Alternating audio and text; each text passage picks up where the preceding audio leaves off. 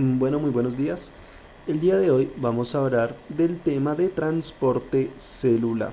Cuando nosotros estamos haciendo referencia a transporte celular, estamos hablando de cómo la célula ingresa o saca sustancias de sí misma. Es decir, está realizando un transporte de nutrientes o de solutos desde el exterior hacia el interior de la célula o del interior hacia el exterior.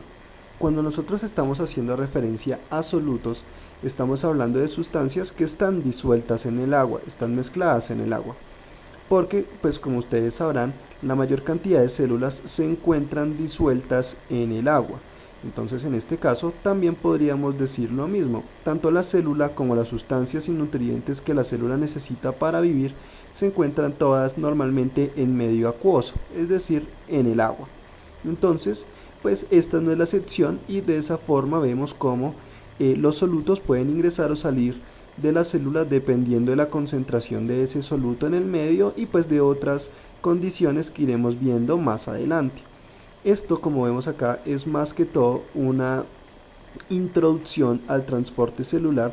Veremos también cómo funciona la membrana celular, es decir, la parte externa que divide la célula pues del medio en el cual se encuentra, y que es importante su composición para así saber cómo se realiza finalmente pues este transporte, que tiene pues varias características. Puede necesitar o no energía, puede tener diferentes condiciones que veremos cuando vayamos avanzando con respecto pues a este transporte celular. Lo primero que vamos a ver entonces va a ser respecto a la estructura de la membrana.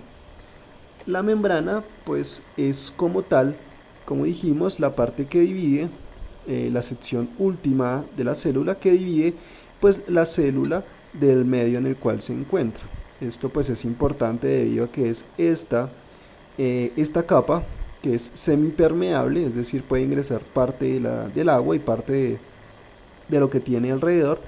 Es importante saber de qué está hecha para que así podamos comprender cómo realiza la actividad de ingresar o extraer pues sustancias.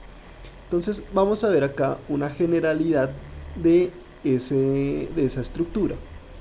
Vemos que hay unas pequeñas esferas que acá son representados como esferas, tanto en la parte interior de la capa como en la parte exterior de la capa. Acá en la parte interior es cuando continúa la célula, y esta capa en adelante pues ya es simplemente la parte externa de la célula, que es donde se encuentra la mayor cantidad de nutrientes y bueno, en general todo el medio ambiente en el cual las células se encuentran. Ahora, vamos a mirar un poco esta estructura de estas esferas y estos filamentos que si vemos se repiten dos veces, una en la parte exterior y una en la parte interior. Entonces eso se denomina una bicapa lipídica. La mayor cantidad de área en la cual se encuentra la célula está formada por eso, por una bicapa lipídica. ¿Qué es una bicapa lipídica? Es una capa que, como vemos acá, pues divide la célula del exterior, pero tiene ciertas características. Estas esferas son consideradas lo que nosotros denominamos una región hidrofílica, tanto en esta parte externa como en la parte interna, ¿no? Esas esferas son una región hidrofílica. ¿Qué significa hidrofílico? Hidrofílico significa afín o pues hasta cierto punto amigo del agua. ¿Por qué es necesario que tenga esta región hidrofílica la capa? Porque pues como la célula se encuentra en el agua, necesita tener pues la capacidad de poder juntarse hasta cierto punto con ella para poder obtener los nutrientes que necesita para su supervivencia. Igualmente acá, como la célula es prácticamente un 50, 60 o incluso 70% de agua, pues entonces en su interior hay una gran cantidad de agua que tiene que tener contacto con la capa, porque si no, si fuera hidrofóbica, que quiere decir que no se junta con el agua, pues no tendría ni la capacidad ni encontrarse en el medio acuoso, y tampoco podría pues mantener viva o mantener de cierta forma el agua que tiene en su interior. Ahora, eso es esas esferas amarillas que son representadas acá. Pero también vemos que esas esferas están con unos filamentos que en esta ocasión los muestran de tonalidad azul. Estos filamentos son lípidos, por eso se denomina una bicapa lipídica. ¿Qué significa que sean lípidos? Esos lípidos son lo que también nosotros podríamos denominar grasas.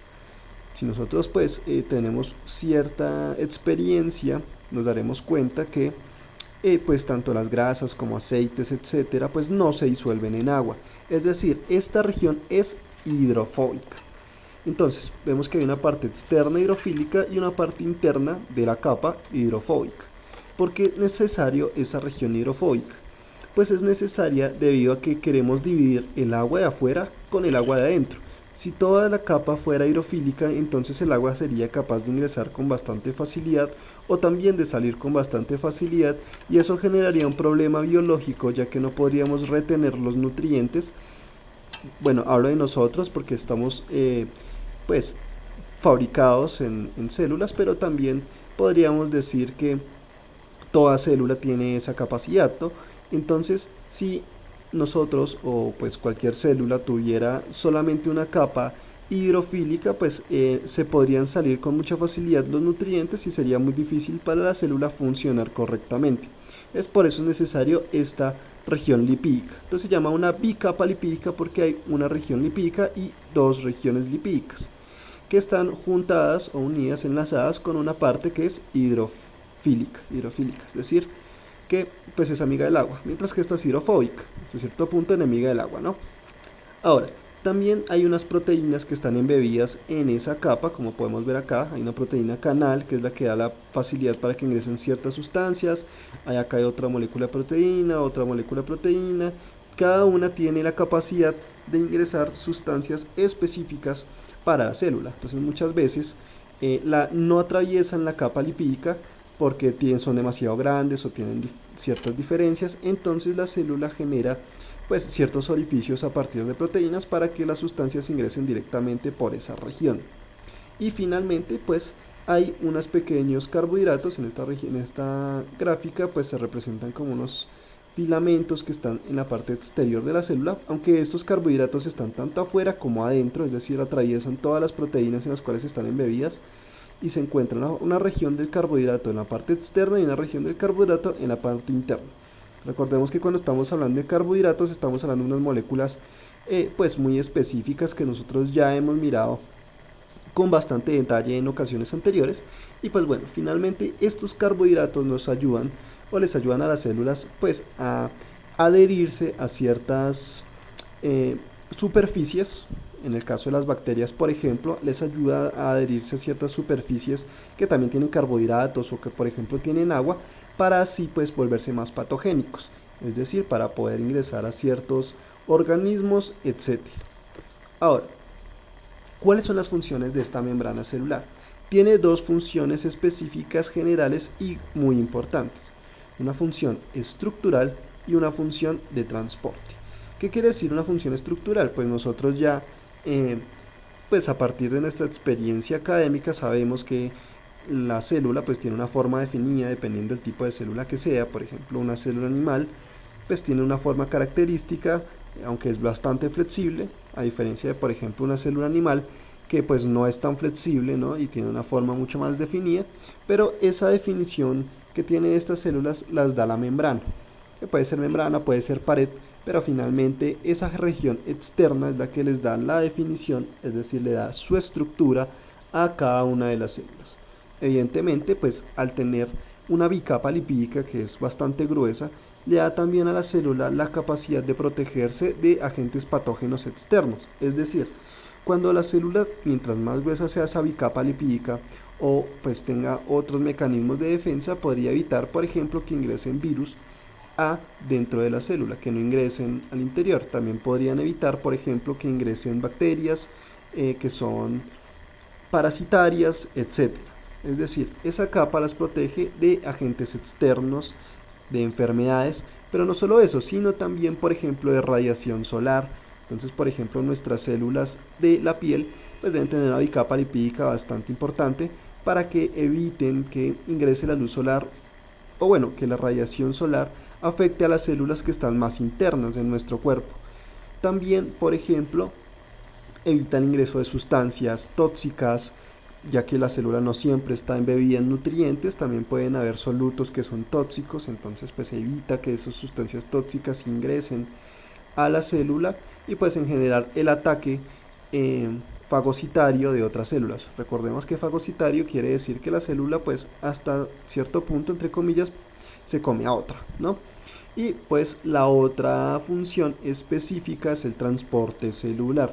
¿Qué quiere decir transporte celular? Lo hemos estado diciendo, es el ingreso de nutrientes a la célula, o sea, un transporte de la parte exterior a la parte interior, o un transporte de la parte interior hacia la parte exterior de la célula. Entonces, recibe precursores de las reacciones metabólicas. Precursor significa las sustancias que son necesarias para ciertas reacciones en el metabolismo, es decir, por ejemplo, nosotros ya hemos visto que, por ejemplo, a la célula ingresan carbohidratos que son utilizados para la producción de energía, y esos carbohidratos pues evidentemente tienen que atravesar la membrana celular para poder empezar a realizar todos sus procesos. Si no ingresa, pues no puede realizarlos. Entonces, una de esas funciones de la membrana es permitir que esas sustancias ingresen y las reacciones puedan comenzar a suceder. También dijimos, por ejemplo, que en el caso de la ruta anaerobia, las células producen etanol o ácido láctico. Esas sustancias, pues, son desechos. La célula ya no los utiliza más, entonces deben salir nuevamente, ya después de que se realizó todo el proceso, deben salir por nuevamente esa capa para que queden en el exterior, porque la célula ya no los necesita e incluso pueden llegar a ser tóxicas para ella. Entonces empieza a liberarlas y pues evidentemente si quiere liberarlas deben atravesar nuevamente esa membrana. Y pues como dijimos es semipermeable, es decir, no ingresa toda el agua que necesita, sino una sola parte. Dependiendo de la concentración de solutos, ya lo iremos mirando. Bueno, por el momento esta es la introducción al transporte celular. Ya iremos viendo cada uno de los mecanismos específicos de ese transporte y cómo finalmente pues es necesario para la vida en la Tierra. Bueno, espero que les haya gustado, que hayan aprendido y nos vemos en una próxima oportunidad. Muchas gracias.